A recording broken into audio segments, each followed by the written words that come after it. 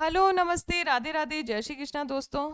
हम साइकोलॉजी के जो हमने विधियां पढ़ी उसके क्वेश्चंस देख रहे हैं। तो पहला क्वेश्चन है कि प्रश्नावली विधि का मुख्य लाभ क्या है। तो प्रश्नावली विधि के मुख्य लाभ में हम इसके ऑप्शंस देखते हैं कि समय अधिक लगता है। लाभ देख रहे हैं हम, ठीक है। तो लाभ में क्या समय अधिक लगना लाभ होता है? वो तो एक हानि होती है। बड़ी संख्या में डेटा एकत्र होता है, महंगा महंगा होता है और कठिन होता है। तो ये तो इनकी हानियां हैं, तो ये तो ऑब्वियसली इसके आंसर होंगे नहीं। तो बड़ी संख्या में डेटा क्या होता है, एकत्र होता है। यानी इसमें क्या होता है, प्रश्नावली विधि में हम एक ही बच्चे पर तो हम क्वेश्चंस कर नहीं रहे। हमने क्या किया, एक पेपर बनाया, उस पर बहुत सारे क्वेश्चंस बनाए और हमने वो सारे उस पेपर को सभी बच्चों में बांटा अलग अलग। तो उससे क्या हुआ, हमने सभी बच्चों की राय जानी, उनकी थिंकिंग क्या है, उनकी सोच क्या है किसी चीज को लेकर। उससे क्या हो रहा है, हमें बड़ी संख्या में हमें क्या मिल रहा है, डाटा मिल रहा है।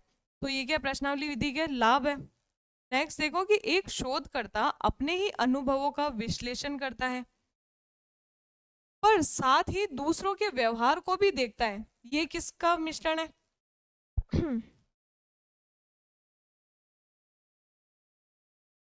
पहले क्या कर रहा है कि अपने ही अनुभवों का विश्लेषण। तो विश्लेषण किस में हो रहा है, पहले देखो कि क्या बोल रहे हैं, विश्लेषण की बोल रहे हैं कि अपने ही अनुभवों का क्या कर रहा है, विश्लेषण खुद ही का। साथ में क्या कर रहा है, दूसरों के व्यवहार को भी देखता है, दूसरों को देखता है। अब देख लेते हैं ये कौन सी विधि में ये दोनों चीज। अब देखो किसमें है ये दोनों चीज। पहला है प्रयोग और सर्वेक्षण। तो प्रयोग क्या खुद का विश्लेषण होता है, तो प्रयोग एक्सपेरिमेंट हम क्या खुद पे कर रहे हैं। और सर्वेक्षण यानी सर्वे, सर्वे करना, दूसरों को देखना, उसमें आता है क्या।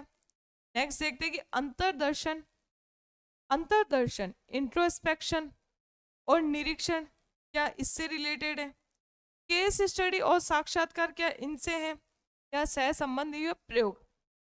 अब देखो विश्लेषण करना यानी एनालाइज करना, किसको, खुद को एनालाइज। तो खुद को एनालाइज किस में होगा, अंतर दर्शन, यानी अंतर यानी खुद के मन का दर्शन करना। तो वही क्या अंतरदर्शन, यानी विश्लेषण कर रहे हैं खुद का। निरीक्षण यानी ऑब्जर्वेशन, ऑब्जर्व कहाँ कर रहे हैं, हम दूसरे बच्चों को देखकर हम उनका ऑब्जर्वेशन कर रहे हैं, ऑब्जर्व कर रहे हैं। तो ये किस विधि में आ जाएगा, अंतरदर्शन और निरीक्षण में।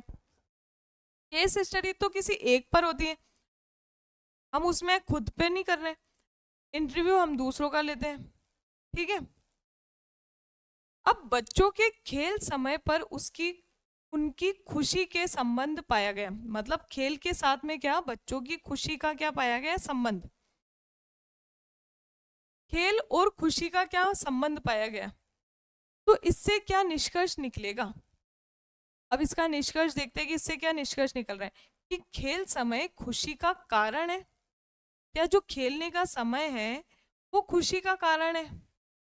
दूसरा देखो खुशी खेल समय का कारण है। खुशी क्या है, खेल समय का कारण है। कि मतलब हमें खुशी क्यों हो रही है, हमारा खेलने का टाइम हो गया, खेल समय का कारण है खुशी का। क्या ये बोल रहे हैं कि खेल समय क्या, खेलने का टाइम क्या है, खुशी का कारण है। अब ये बोल रहे हैं कि दोनों में संबंध है, इन दोनों में क्या खेल और खुशी में संबंध है, लेकिन कारण नहीं है, कोई भी कारण नहीं है और कोई संबंध नहीं है। अब इनमें से सब आंसर देखते हैं कि इसका सही आंसर क्या होगा। अब ये बोल रहा है पहला कि जो खेल का जो टाइम है ना वो क्या है, कोज है, यानी कारण है खुशी का। तो केवल इसमें क्वेश्चन में क्या बोला गया, इसमें कोई एक्सपेरिमेंट की बात करी क्या। अब हमने देखा था जो प्रयोग है और जो संबंध विधि है, जो संबंधात्मक, उन दोनों में कुछ रिलेशन था। प्रयोग में तो क्या होता था, कॉज और इफेक्ट दोनों साथ साथ चलते हैं।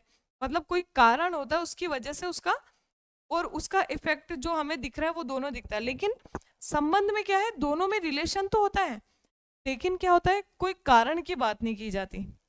कारण जब हम निकाल पाएंगे जब हमने उस पर प्रयोग किया, और प्रयोग केवल एक पे नहीं होता, हमने सभी चीजों पर, बहुत सी सिचुएशंस में बहुत से बच्चों पर एक्सपेरिमेंट किया, फिर उसका क्या हमने एक कॉन्सेप्ट निकाला, वो आता है प्रयोग में।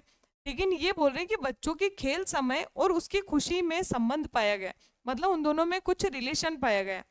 तो इसका सही आंसर क्या होगा कि दोनों में संबंध है, कारण नहीं है। वो कोई कारण नहीं है। कारण जब आएगा कि जब हमने पूरी तरह से उसमें एक्सपेरिमेंट किया और उसका रिजल्ट निकाला। तो समझे कि इसका आंसर क्या होगा कि दोनों में संबंध है, लेकिन कोई भी किसी का कारण नहीं है। कारण आ गया ना तो ये गलत हो गया दोनों। अब एक असामान्य व्यवहार वाले बच्चे का गहराई से अध्ययन किया गया, यह किस विधि का उदाहरण है? असामान्य व्यवहार यानी ऐसा बच्चा जिसका अब नॉर्मल बिहेवियर है, उसके व्यवहार का गहराई से अध्ययन करना। किसी एक बच्चे की बात कर रहे हैं कि एक असामान्य बच्चे का। अब देखो सर्वेक्षण, सर्वे क्या केवल किसी एक का ही किया जा रहा है? केस स्टडी किसी एक की होती है क्या? प्रयोग किसी एक पे होता है या तुलनात्मक? तो तुलना में तो दो जने तो कम से कम चाहिए होंगे, और यहाँ पे केवल एक के व्यवहार का अध्ययन कर रहे हैं, एक असामान्य बालक जिसके व्यवहार का अध्ययन कर रहे हैं। और एक्सपेरिमेंट भी केवल एक से हम किसी एक्सपेरिमेंट का हम उसका रिजल्ट नहीं निकाल सकते। हमें अलग अलग परिस्थिति में अलग अलग लोगों के साथ में हम क्या एक्सपेरिमेंट करते हैं, उससे हम उसका एक रिजल्ट निकालते हैं। तो ये भी इसका आंसर नहीं होगा। अब सर्वेक्षण, सर्वेक्षण सर्वे जो होता है, सर्वे हम केवल किसी एक पर नहीं करते, हम बहुत से लोगों पर सर्वे करते हैं तब जाके उसका कोई रिजल्ट निकालते हैं। तो और केस स्टडी जो होती है वो किसी एक पर की जाती है। मतलब हमने क्या लिया, एक असामान्य व्यवहार वाला बच्चा लिया, अब उसके व्यवहार का कारण जानना चाहा केस स्टडी में। तो केस स्टडी में क्या करेंगे, हम उसके घर परिवार, स्कूल, जो उसके फ्रेंड्स हैं, उन सभी से मिलते हैं, उन सभी से उसके व्यवहार के बारे में जानते हैं कि वो कब से ऐसा व्यवहार कर रहा है या शुरू से उसका यही व्यवहार है। फिर उसके बारे में लंबे टाइम तक उसका ऑब्जर्वेशन करते हैं, उसका उस पर स्टडी करते हैं, फिर उसका बिहेवियर का रीजन निकाल पाते हैं कि उसके पीछे का रीजन क्या है, क्या ऐसी कौन सी घटना हुई थी जिसकी वजह से वो ऐसा बिहेव करता है। तो ये किस में होगा, केस स्टडी में। नेक्स्ट देखो कि जब निरीक्षण की अपनी धारणाएं परिणाम को प्रभावित करे, इसे क्या कहते हैं? मतलब निरीक्षण है, उसका कोई जो धारणा है वो क्या कर रहा है, परिणाम को प्रभावित कर रहा है। अब ये क्या है, सैम्पलिंग एरर, ये ऑब्जर्वर बायस। मतलब ये क्या बोल रहा है कि जो भी निरीक्षण हो रहा है ना, उसमें जो भी रिजल्ट आ रहा है ना, वो प्रभावित कर रहा है। इसके पीछे क्या कारण है कि क्या चीज उसको प्रभावित करेगी? तो ये क्या, सैम्पलिंग, जो सैंपल दिया उसमें कुछ गड़बड़ है, उसके परिणाम को प्रभावित करेगी क्या? ऑब्जर्वर का बिहेवियर, ऑब्जर्वर क्या है, बायस है, मतलब उसके हिसाब से वो जो उसको स्टूडेंट अच्छा लग रहा है, भले उसका नंबर कम आ रहे हैं लेकिन वो फिर भी उसको आगे भेज रहा है किसी चीज में, तो वो बायस है। तो वो इसको, उसकी जो रिजल्ट है उसको प्रभावित करेगा क्या? ऐसे एक्सपेरिमेंटल एरर, मतलब उस प्रयोग में कोई एरर आ गया तो वो उसको प्रभावित कर रहा है क्या, रिजल्ट को? ऐसे लॉजिकल एरर। तो इसमें सही आंसर होगा जो ऑब्जर्वर जो है उसका जो बायस होना, वो उसके भेदभावपूर्ण उसका जो व्यवहार होना, वो इसके जो निरीक्षण है, निरीक्षण में क्या होता है, निरीक्षण ऑब्जर्वर कर रहा है, कोई टीचर है वो ऑब्जर्व कर रहा है बच्चों को। तो अगर टीचर ही बायस है तो वो क्या करेगा, जो बच्चा आगे बढ़ने लायक है या जो बच्चे का व्यवहार अच्छा है लेकिन उसे खराब बता देगा, बजाय उसकी जो फेवरेट स्टूडेंट है उसका व्यवहार खराब है लेकिन उसे अच्छा बता दिया। यानी ऑब्जर्वर का बायस होना इसके परिणाम पर प्रभाव डालेगा। नेक्स्ट देखो कि समय के साथ एक ही व्यक्ति का अध्ययन किस विधि में किया जाता है?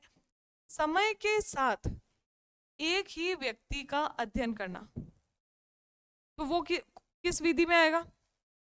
तो देखो इसे कि समय के साथ में, अब देखो कालानुक्रमिक विधि,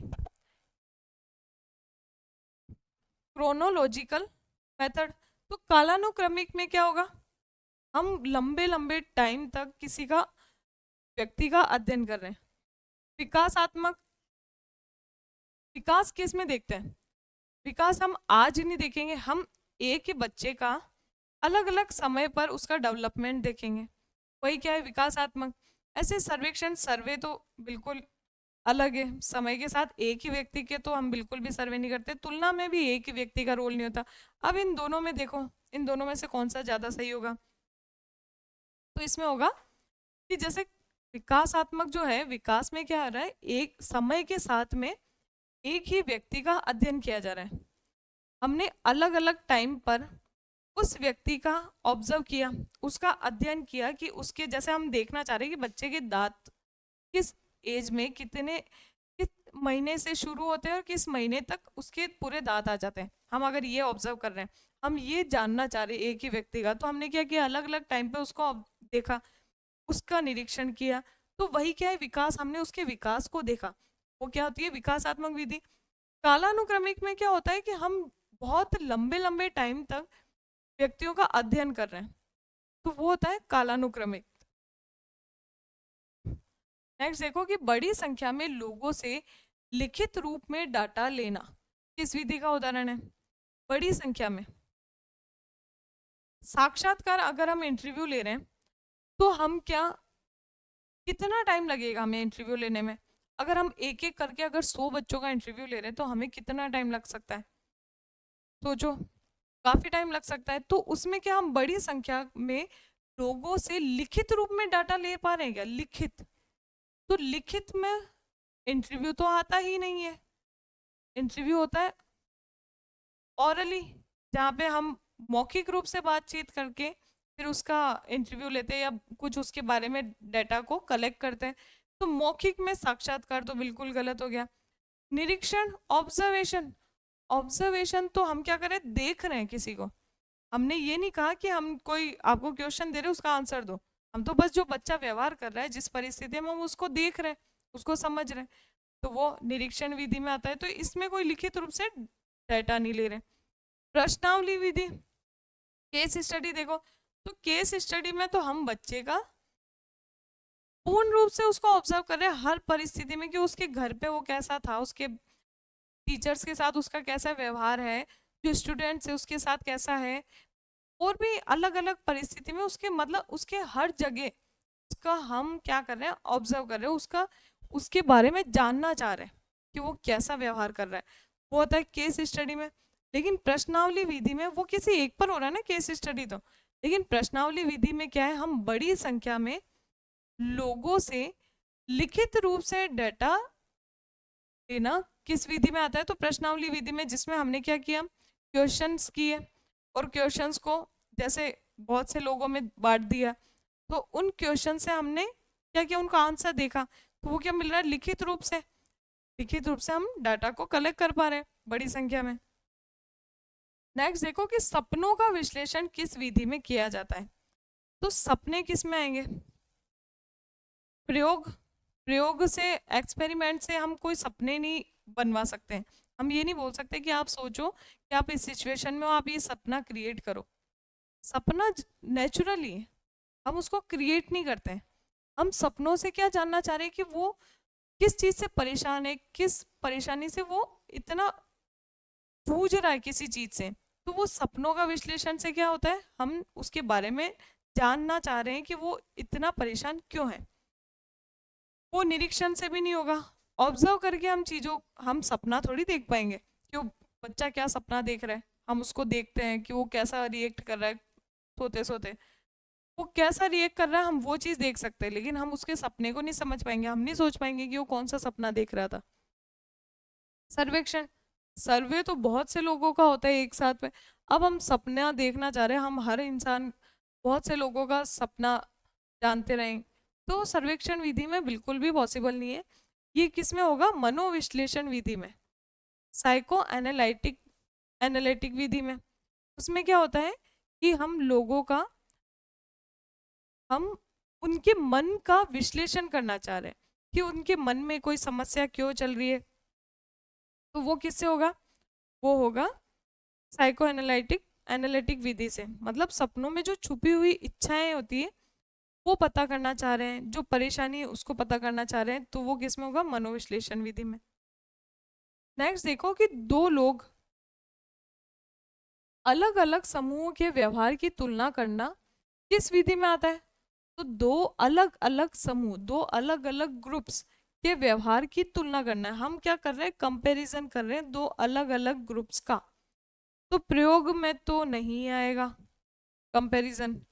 कंपैरिजन किस में आएगा, कंपैरिजन, कंपेयर को हिंदी में क्या कहते हैं, तुलनात्मक, यानी तुलना कर रहे हैं हम दो अलग अलग ग्रुप्स का।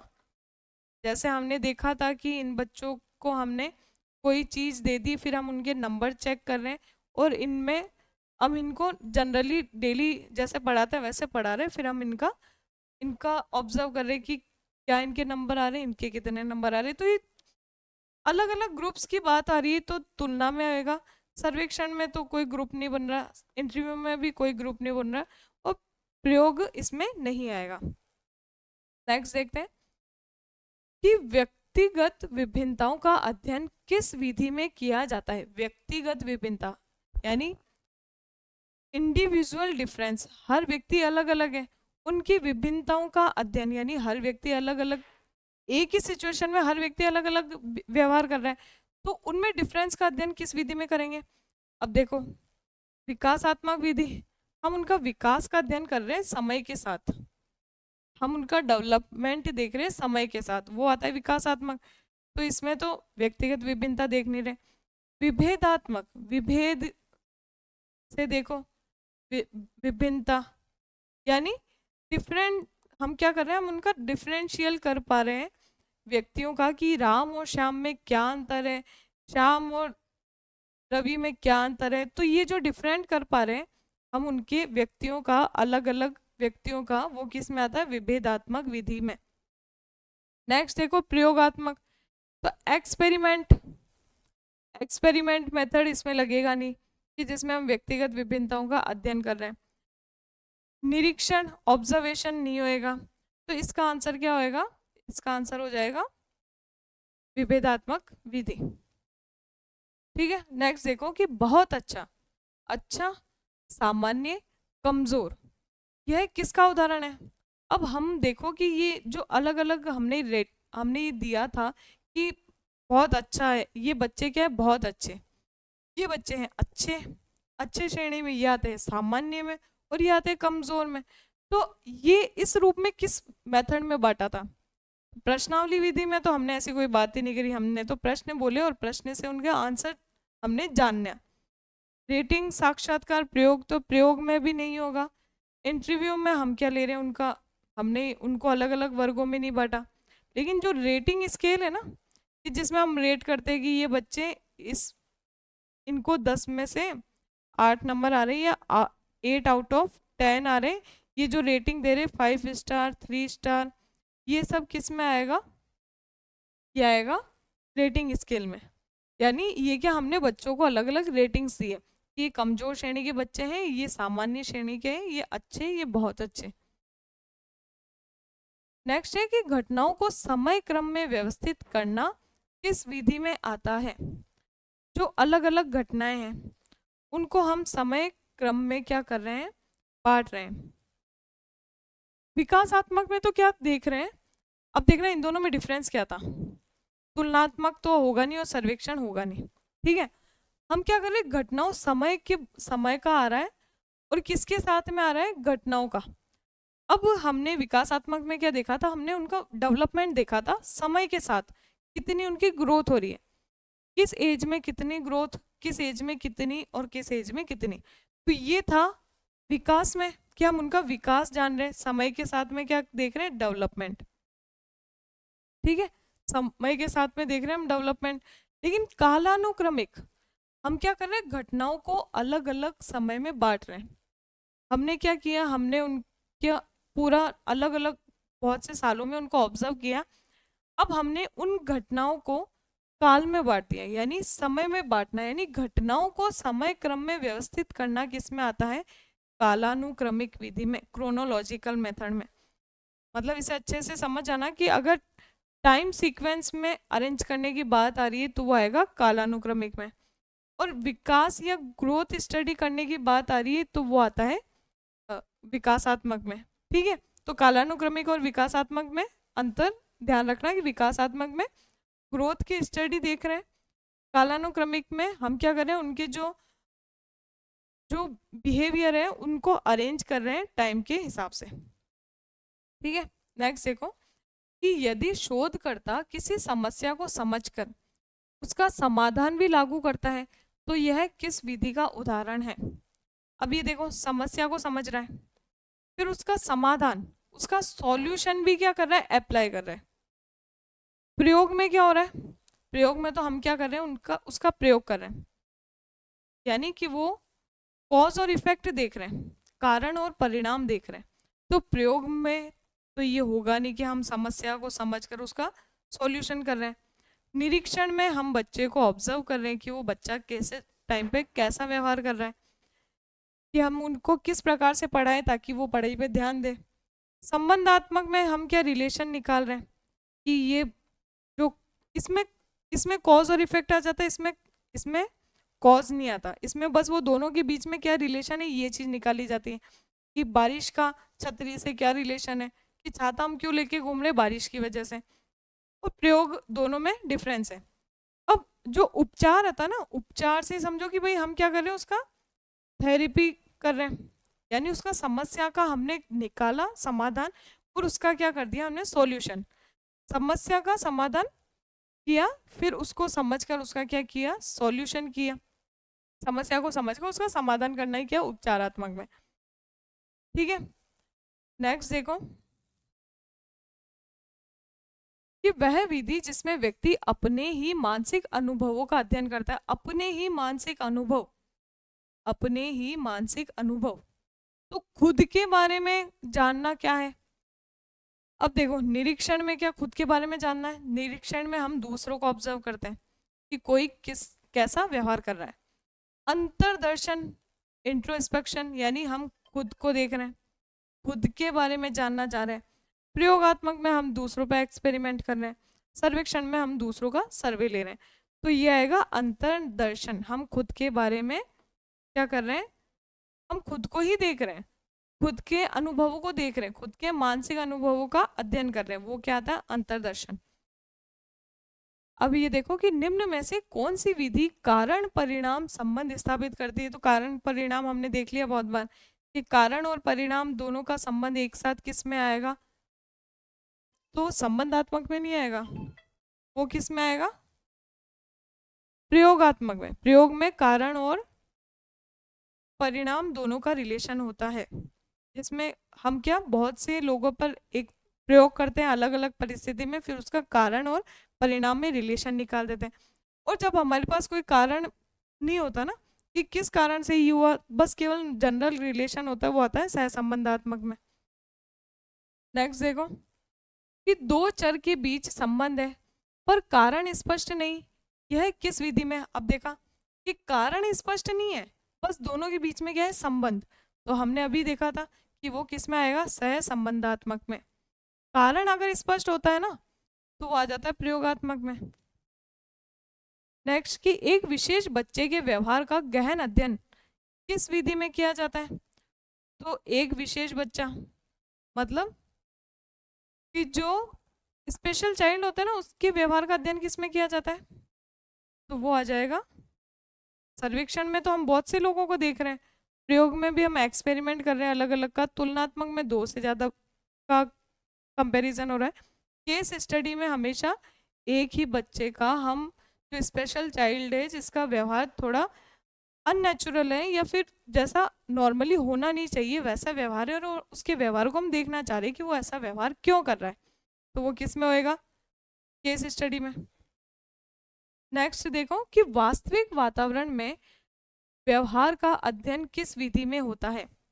यानी हम क्या कर रहे हैं, जो वास्तविक वातावरण है, हम कोई बनावटी वातावरण नहीं कर रहे हैं, हम क्या देख रहे हैं, हम जैसे बच्चे खेल रहे हैं, हम उनको उनके व्यवहार का क्या कर रहे हैं, अध्ययन कर रहे हैं। यानी खेलते हुए बच्चे या क्लास में बैठे हैं, पढ़ रहे हैं, पढ़ते हुए को हम देख रहे हैं कि वो ऐसा व्यवहार क्या कर रहे हैं, हम पढ़ाते हुए बच्चों को देख रहे हैं, तो वो किस में आएगा, नियंत्रित निरीक्षण में, या प्राकृतिक निरीक्षण, या प्रयोगात्मक, या प्रश्नावली। तो प्रश्नावली में निरीक्षण नहीं होगा, व्यवहार का अध्ययन कर रहे हैं नेचुरल वातावरण में, यानी नेचुरल एनवायरनमेंट में, रियल एनवायरनमेंट। प्रयोग में तो क्या होता है, कंट्रोल्ड या अननेचुरल वातावरण स्थापित करते हैं कि जहाँ पे हमने एक रूम बनाया वहाँ पे बहुत से बच्चों को कुछ कुछ मतलब बच्चों को पता होता है कि उन पे कोई ना कोई एक्सपेरिमेंट हो रहा है, तो वो किस में हो जाता है, प्रयोगात्मक में। और प्राकृतिक निरीक्षण होता है जहाँ हम नेचुरल ऑब्जर्व कर रहे हैं, जैसे खेलते हुए बच्चों को हम ऑब्जर्व कर रहे हैं, पढ़ते हुए बच्चों को ऑब्जर्व कर रहे हैं, पढ़ाते हुए हम बच्चों को ऑब्जर्व कर रहे हैं, तो वो क्या है, प्राकृतिक निरीक्षण। और नियंत्रित कंट्रोल्ड तो होगा, अगर कंट्रोल होगा तो वो हो जाएगा प्रयोगात्मक में, यानी जिसमें प्रयोग हो रहा है। जब शोधकर्ता परिस्थितियों को नियंत्रित करता है, यह किस विधि का लक्षण है? शोधकर्ता क्या हो रहा है, यानी रिसर्चर क्या कर रहा है, जो प्रयोगात्मक जो परिस्थितियां है ना उनको, उनका नियंत्रण कर रहा है। तो नियंत्रण कर रहा है जो प्रयोगात्मक परिस्थिति का, यानी वो नेचुरली नहीं है। जो प्रयोग हो रहा है या जो उनका ऑब्जर्वेशन हो रहा है वो नेचुरली नहीं है। तो नेचुरली नहीं है मतलब बनावटी है, तो वो किस में आएगा, प्रयोगात्मक में।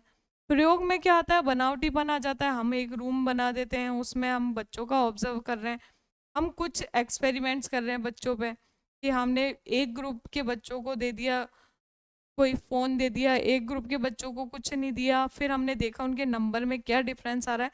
तो यानी ये प्रयोगात्मक, प्रयोग कर रहे हैं हम, एक्सपेरिमेंट कर रहे हैं। निरीक्षण में क्या होता है, निरीक्षण हम नेचुरली कर रहे हैं। सर्वे और साक्षात्कार इसमें नहीं होगा, तो नेचुरली में निरीक्षण आएगा और अननेचुरल में प्रयोगात्मक। अब निरीक्षण विधि में सबसे बड़ी समस्या क्या है, ऑब्जर्वेशन में सबसे बड़ी समस्या क्या है, समय या ऑब्जर्वर का बायस होना, लागत या उपकरण। तो इसमें उपकरण की तो कोई ज़रूरत ही नहीं पड़ती, तो ये कोई समस्या होगी नहीं। पोस्ट हमें इतना पढ़ नहीं रहा क्योंकि हम तो नेचुरल ऑब्जर्व कर रहे हैं ना बच्चों को, हमें कोई ऐसा, हमें कोई वातावरण बनाना नहीं पड़ रहा, हमें कोई इक्विपमेंट्स लाने नहीं पड़ रहे, तो लागत का तो कोई रीज़न नहीं है। समय या ऑब्जर्वर बायस, अब इन दोनों में से कौन सा ज़्यादा आपको लग रहा है कि सबसे बड़ी समस्या हो सकती है? तो टाइम या जो जो निरीक्षक है उसका बायस होना, यानी उसका क्या होता है, भेदभावपूर्ण व्यवहार होना, वो ज़्यादा बड़ी समस्या है या फिर टाइम? तो अगर यही जो निरीक्षक है वही भेदभावपूर्ण व्यवहार करेगा, तो बच्चा का सही सही हम तो ऑब्जर्वेशन कर ही नहीं पाएंगे, मतलब हम बच्चे को सही तरीके से जान ही नहीं पाएंगे। जैसे एक प्रिंसिपल है, प्रिंसिपल ने टीचर्स से पूछा कि आप उन बच्चों की लिस्ट बनाओ जो थोड़ा ज़्यादा शैतानी करते हो। अब वो जो टीचर है वो बायस है, जो शैतान बच्चा है, जो शैतानी करता है, लेकिन वो उसका फेवरेट है, तो उसका नाम नहीं दिया। तो अब टाइम का तो कोई रोल ही नहीं आया। रोल किसका है, जो वो निरीक्षण कर रहा था, जो इसने नाम दिया था प्रिंसिपल को, अब उसी ने भेदभाव कर दिया। तो अब वो सही आंसर नहीं मिल पा रहा उनको, उनको सही जानकारी नहीं मिल पा रही। तो ये क्या था, ये कौन सी विधि थी, ये थी निरीक्षण विधि में। और निरीक्षण विधि का क्या था, ये समस्या था। अब नेक्स्ट देखेंगे हम आगे की जो इसके क्वेश्चंस है, जो इन मेथड्स से रिलेटेड जो कुछ क्वेश्चंस आते हैं जो आपके एग्जाम में, जिनसे हमें कंफ्यूजन हो जाती है। जैसे हमने प्रयोग और नॉर्मल प्रयोगात्मक विधि देखी थी और नॉर्मल सर्वेक्षण विधि में बस छोटा सा डिफरेंस है, और हमें वो डिफरेंस जब तक हम समझेंगे नहीं, पढ़ेंगे नहीं, तब तक हमें कहाँ समझ में आएगा। तो आज के लिए इतना ही, मिलते हैं हम नेक्स्ट क्लास में। धन्यवाद।